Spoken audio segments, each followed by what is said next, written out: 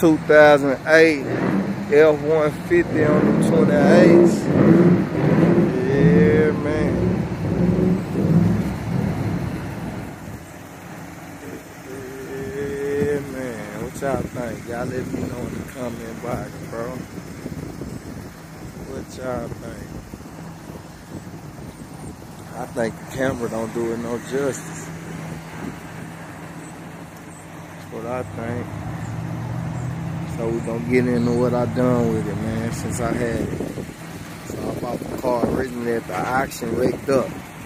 So I put both of the driver doors on there, the driver fender, the bed.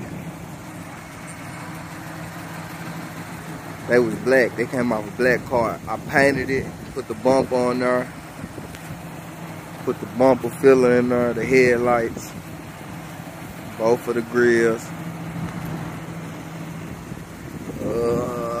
I painted it white. The bottom was beige, but I wanted the car completely white, so I painted the whole thing white. Yeah, man. Painted the whole thing white. I got a new door mirror on one side. On the suspension, I did a 3-inch leveling kit. Put a 3-inch cup in the front. I didn't put nothing in the back. The back is stock. Go around the truck, man.